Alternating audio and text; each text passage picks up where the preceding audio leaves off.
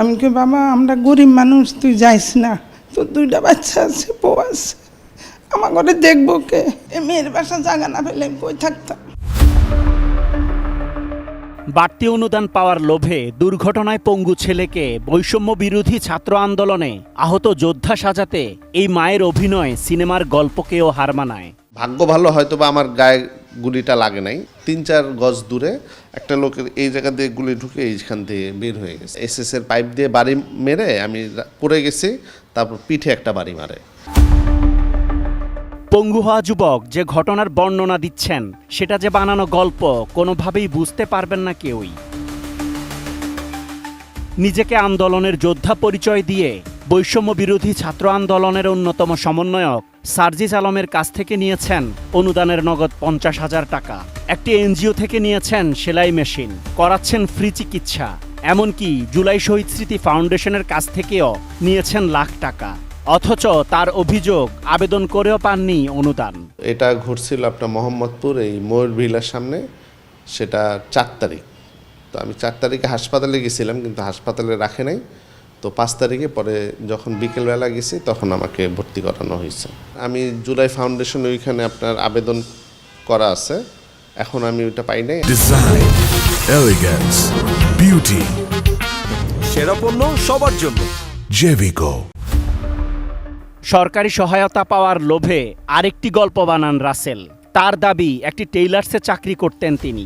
আহত হওয়ার পর কাজ করতে না পারায় মালিক বেতন দেন না তাকে। খুব দ্রুত একটা পুনর্বাসন বা একটা যতটুকু অর্থনৈতিক সাহায্য করা যায়, এটা একটা সরকারের কাছে দাবি। আমরা যাতে এইভাবে অসহায় যাতে আর বেশি দিন যাতে থাকতে না হয়, এটা যাতে সরকার একটু আমাদের খুব গুরুত্ব সহকারে দেখে। ছেলের চেয়ে কোনো অংশে পিছিয়ে নেই মা। আরও বেশি অনুদান পাওয়ার লোভে নিজেদের অসহায় উপস্থাপন করার জন্য গল্প বানাচ্ছেন রাসেলের মা।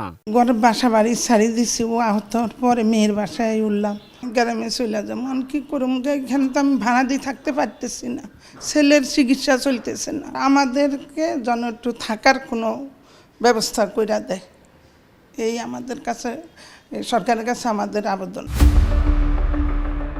রাসেলও তার মায়ের তথ্যের উপর ভরসা রাখতে না পেরে আরও অনুসন্ধান চালায় এটিএন নিউজ টিম। 2 দিন পর কথা হয় তাদের বাসার দারোয়ানের সাথে। জানা যায় এই বাসায় কয়েক বছর ধরে ভাড়া আছে রাসেলের পরিবার। অথচ রাসেলের মায়ের দাবি নিজ বাসা ছেড়ে এখানে মেয়ের বাসায় থাকছেন তারা, চলে যাবেন গ্রামে। এমনকি 4 আগস্ট আন্দোলনে আহত হওয়ার তথ্যও মিথ্যা। রাসেল সাহেব এই বিল্ডিংয়ে থাকে কতদিন? থাকে তো অনেক দিন যাবে, 4-5 বছর। 4-5 বছর। আমি আসার আগের থেকে থাকে। কে কে থাকে এখানে? এখানে তার ওয়াইফ আছে, তার 2 বাচ্চা আছে, তার আম্মা আছে। বন্টন কেউ থাকে না, বোনেরা হয়তো মানে বেড়াইতে আসে, অন্য জায়গায় কই থাকে, এখানে থাকে না।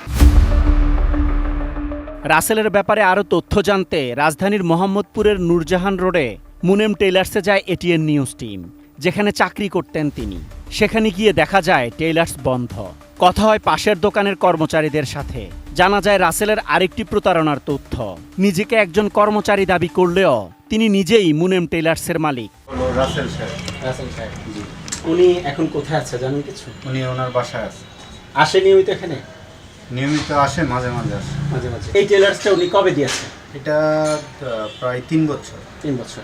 ওনার সাথে আর কোনো পার্টনার আছে? না, ও একাই। উনি একাই।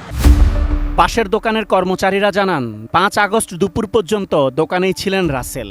অথচ 4 আগস্ট আন্দোলনে গিয়ে গুরুতর আহত হয়ে বাসায় থাকার দাবি করছেন রাসেল। যেদিন সরকার পতন হয়েছিল 5 তারিখ, সেদিন সকালে কি তিনি দোকানে এসেছেন? হ্যাঁ ছিল। দোকানে ছিল, আমিও ছিলাম দোকানে। আহত মোহাম্মদ রাসেল চিকিৎসা করিয়েছেন রাজধানীর জাতীয় অর্থোপেডিক হাসপাতালে। তার চিকিৎসার বিস্তারিত তথ্য জানতে হাসপাতালেও যায় এটিএন নিউজ টিম। চিকিৎসক এবং নার্সরা ক্যামেরায় কথা বলতে রাজি না হলেও দিলেন বেশ কিছু তথ্য। হাসপাতালের একটি নির্ভরযোগ্য সূত্র জানায় এই প্রতারণার ছক আঁকেন রোগীর স্ত্রী। গুরুত্বপূর্ণ 2টি অপারেশন সহ সব চিকিৎসাই করিয়ে নেন বিনামূল্যে। এমনকি নিজেকে আন্দোলনকারীর স্ত্রী দাবি করে সবসময় চাপে রাখেন ডাক্তার এবং নার্সদের। জানা যায় লাখ টাকার চিকিৎসা ফ্রি করানোর পরেও সরকারি অর্থে উন্নত চিকিৎসার জন্য স্বামীকে বিদেশে পাঠানোর চেষ্টাও করেন রাসেলের স্ত্রী। এবার রাসেলের স্ত্রীর সাথে মোবাইলে যোগাযোগ করে এটিএন নিউজ টিম। তো রাসেল ভাই জুলাই ফাউন্ডেশনের টাকাটা কি পেয়েছিল? হ্যাঁ। কত টাকা পেয়েছিল? লক্ষ টাকা। বাসা থেকে যখন ওনাকে হাসপাতালে নিয়ে যাওয়া হলো তখন আপনারা সাথে যান নাই? বাসা থেকে নেওয়া হয় না, এটা হচ্ছে 5 তারিখে যখন আবার বের হয়েছে না, হুম। মানে যখন বের হয়েছে তখন আবারও মানে ওই আবারও আঘাত পাইছে সে। আসলে আমি হাজবেন্ডকে বলছিলাম বিদেশে যাওয়ার ব্যাপারটা। বিদেশের জন্য হাসপাতালে নাকি কথাও বলেছেন, সেখান থেকে কোনো ফিডব্যাক পেয়েছেন? না, কিছুই পাই নাই। রাসেলের দাবি জুলাই শহীদ স্মৃতি ফাউন্ডেশন থেকে আর্থিক সহায়তা করা হয়নি তাকে, অথচ তার স্ত্রী 1 লাখ টাকা পাওয়ার কথা স্বীকার করেন। এবার জুলাই শহীদ স্মৃতি ফাউন্ডেশনে যায় এটিএন নিউজ টিম।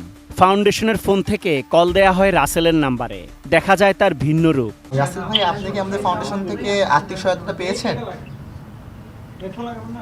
আমি ওই যে 1 লক্ষ টাকার ইয়েটা পাইছি আমি। আচ্ছা, কবে পেয়েছেন?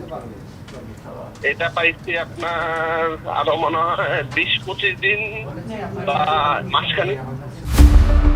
1 লাখ টাকা পাওয়ার কথা স্বীকার করে সমন্বয়ক সার্জিস আলমের কাছ থেকে আরো সহায়তা প্রত্যাশা করেন তিনি। সাজিদ ভাই বলছিল যে ওই যে আপনার ডিসেম্বরের ভিতরেই আমাদের ওই আরো কিছু সহায়তা বা আমাদের পুনর্বাসন, এটা কি এই মাসেই কি হবে?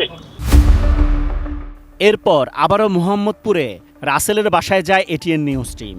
2 ঘন্টা আগে জুলাই শহীদ স্মৃতি ফাউন্ডেশনের কাছে 1 লাখ টাকা পাওয়ার কথা স্বীকার করলেও এটিএন নিউজ টিমের কাছে অস্বীকার করেন তিনি। জুলাই ফাউন্ডেশনে আমার সাথে কালকে না পরশু দিন আমার সাথে ফোনে কথা বললো যে আপনি কাগজপত্র কি অবস্থা আছে। পরে বললাম যে জি আমি দিছি আবেদন, এখন আপনারা কিভাবে কি প্রসেসিং। টাকা কবে দিবে? টাকার কথা এটা কিছু বলে নাই। জুলাই ফাউন্ডেশন বলছে আপনাকে 1 লাখ টাকা দিয়েছে। জুলাই ফাউন্ডেশন আপনার যেটা আমাকে ওই 1 লাখ দেওয়ার কথা চেকে আপনার ওইভাবে আসে নাই, চেকে তো আসেই নাই। তাও আমি বললাম যে ওই তানবীর নাকি একজন আছে ওই জুলাই ফাউন্ডেশন একজনের অফিসে, ওনার নাম্বার নিয়ে আসছিলাম। পরে বললো যে এই ফোন দেওয়ার পরে বললো যে ভাই ওইখানে আপনি আমাদের 16 নাম্বার মানে 16,000-এ ফোন দেন। ফোন দিলাম যে ভাই আমি তো এতদিন হয়েছে। পরে বললো যে ঠিক আছে আপনি দেখতেছি। আমি এই লাস্ট আমি গত 2 দিন আগে এই কথাটা বললাম। প্রমাণ দেখানোর পর সুর বদলে যায় তার। এটা জুলাই ফাউন্ড, হ্যাঁ এটা পাইছি 1,07,700 টাকা। হ্যাঁ, এটা আপনি মুহূর্তে ভুলে গেলেন? 1,07,000 টাকা ভুলে গেলেন? ভুলে তো যাই নাই, আসলে ভুলে না যাওয়ার কিছু নাই। 1,07,000 টাকা আমি পেয়েছি। আপনি একটু আগে বললেন যে প্রসেসিং আছে, দিবে, দেয়নি, আমাকে মাত্র বললেন, এখন আবার বলছেন 1 লাখ টাকা পেয়েছেন। লুকোচুরিটা কেন করছেন? আচ্ছা, লুকোচুরিটা এখানে কি আমি বলি আপনাকে। আপনারা আসলে ধরেন আমার থেকে প্রশ্ন জিজ্ঞাসা করতেছেন, আমি যেমন আমার ফার্স্ট এটা কথা বলা, হয়তো বা আমার কোনো কথায় হয়তো বা মিস্টেক হইতেও পারে। মুনেম টেইলার্সের মালিকানার কথা জানতে চাইলে নতুন করে নেন মিথ্যার আশ্রয়, যে আপনাকে 3 মাস বেতন দেওয়া হচ্ছে না কারণ আপনি কাজ করতে পারেন না, আপনারা বেতন দিলে অন্যদেরও তো দিতে হবে। কিন্তু আমরা তো তথ্য পেলাম যে এই দোকানটা আপনার নিজেরই। আচ্ছা, এবার আমি বলি, আমি ওই দোকান আমি যখন আহত হই, তো আহত হওয়ার সময় পর্যন্ত আমার ছিল দোকান। যে আমার বর্তমানে যে নিছে ওনাকে আমি বলছি যে আমাকে কি আপনি মাসিক হিসাবে কি কোনোভাবে রাখা যায় কিনা, দোকান আপনারই থাকবে। পরে বললো যে না, আপনি তো এখন কাজ করতে পারবেন না, আমি আপনাকে রেখে আসলে কিভাবে বেতন নিব। আপনি তো কোনো টাকা নিলেন না ওর কাছ থেকে? ওনার থেকে যে দোকান নিচ্ছে ওর থেকে আমি মানে কিসের টাকা নিব? দোকান আমার কাছে কি বিক্রি করে? আমি তো ওর কাছে বিক্রি করি নাই। রাসেলের মাও সত্য লুকানোর চেষ্টা করেন। সবাই বলছে এরকম কোনো রোগী এই বাসায় কখনোই ঢুকে নাই। কোন দারোয়ান ঢুকেছে? আমাদের বাসার দারোয়ান না, মনে হয় ও ছুটিতে ছিল শুনতে। এবার আবারও কথা হয় দারোয়ানের সাথে। এ সময় রাসেলের মা নানা রকম বাহানা করে কথা বলতে বাধা দেওয়ার চেষ্টা করেন। আপনি কি সরকার পতনের আগের দিন, সরকার পতনের দিন এখানে ছিলেন? ছিলাম। আপনি যে আবার এখানে আসলেন, ওনার সাথে তো আমি কথা বলছি। বলে আরে উনি দোকানে পান খাইতে যাই এনে কোনো লুকোচুরি আছে? কয়েক ঘন্টা পর আবারও মুনেম টেইলার্সে যায় এটিএন নিউজ টিম। এবার টেইলার্সে পাওয়া গেল রাসেলকে। তবে যাকে দোকানের নতুন মালিক সাজানো হয়েছে তার বক্তব্যে স্পষ্ট হলো প্রতারণা। এখন কি আপনি ওনার অধীনে চাকরি করছেন নাকি এমনি এমনি আসছেন? আমি এখন তো অধীনে উনার নাই। উনার গত যখন 2-2.5 মাস ধরে যখন আমি উনাকে বুঝাই দিই, এরপরে আমি উনার আন্ডারে নেই। এই দোকানের মালিককে? বর্তমান মালিক আমি। কিভাবে মালিক হয়েছে? চুক্তি হয়েছে, ধরেন আমি 50,000। কি চুক্তি হয়েছে দুজনের মধ্যে? চুক্তির কাগজটাকে একটু দেখাইতে পারবেন? আমাদের ভিতরে কোনো কাগজ হয় না এখনো। কাগজ ছাড়া কিভাবে চুক্তি হবে? কাগজ ছাড়া মুখামুখি চুক্তি হয়েছে। মানে কত টাকা সেটাও বলা হয়নি? সেটাও বলা হয়নি, কারণ এমনি হয়ে গেছে। এমনি হয়ে গেছে। কেউ কেউ বলছেন শেখ হাসিনা পদত্যাগ করে ভারত পালিয়ে যাওয়ার খবর শুনে 5 আগস্ট দুপুরে গণভবনে গিয়ে সেখানকার উঁচু দেয়াল থেকে পড়ে আহত হয়েছে রাসেল। আবার কেউ কেউ বলছেন দুর্ঘটনার কথা, তবে আন্দোলনের তথ্য জানা নেই কারো। অনেকদিন দেখি নাই তারপর ওর মা আসছে, মারা জিজ্ঞেস করছিলাম, পরে বলবো যে accident হয়েছে। কিন্তু ওনার মা দাবি করছে উনি আন্দোলনে গিয়ে ব্যথা পাইছে, ওনাকে আক্রমণ সেটা আমরা শুনিনি। শুধু জানি যে উনি অ্যাক্সিডেন্ট করছিল গণভবনে। উনি কি কোথাও আন্দোলন কখনো গিয়েছে জানেন কিছু? জানেন।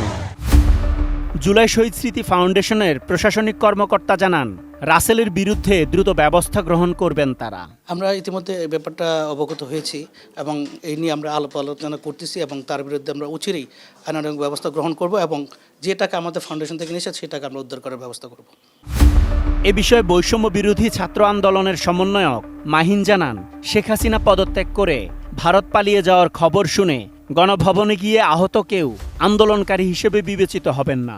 2-1 এরকম প্রমাণ এসেছে যে যারা আসলে আন্দোলনকারী ছিলেন না। শেখ হাসিনা বাংলাদেশ থেকে পলায়নের আগ মুহূর্ত পর্যন্ত যারা আহত হয়েছে তারা প্রাথমিকভাবে আন্দোলনকারী যোদ্ধা আহত এবং যারা শহীদ হয়েছে সেটা ধরা যেতে পারে। গণভবনে গিয়ে বিকেল 4টা বা 3টার দিকে আহত হয়, সে নিজেকে আন্দোলনকারী দাবি করে? কখনোই না, সেটাই কখনোই সে আন্দোলনে আহত যোদ্ধা হিসেবে বিবেচিত হবে না। জাতীয় অর্থোপেডিক হাসপাতালের পরিচালক জানান, কৌশলে আন্দোলনকারী সেজে যারা বিনামূল্যে চিকিৎসা নিয়েছেন তাদের ব্যাপারে অনুসন্ধান করবে হাসপাতাল কর্তৃপক্ষ। আন্দোলনে বৈষম্য আন্দোলনের ছাত্র বা জনতা ছাড়াও আমাদের কাছে আসলে আমরা চিকিৎসক, সেই হিসাবে আমরা সেবা দিতে বাধ্য। এক্ষেত্রে কেউ যদি আমাদের এই নৈতিকতার সুযোগ নিয়ে থাকে, এটি সে তার বিবেকের কাছে দায়ী হবে কিংবা পরবর্তীতে সেটি নির্ণয় করা হবে সে ভুলভাবে আমাদেরকে সামনে যে উপস্থাপন করেছে কিনা। Asad Bhuiyan, ATN news, Dhaka.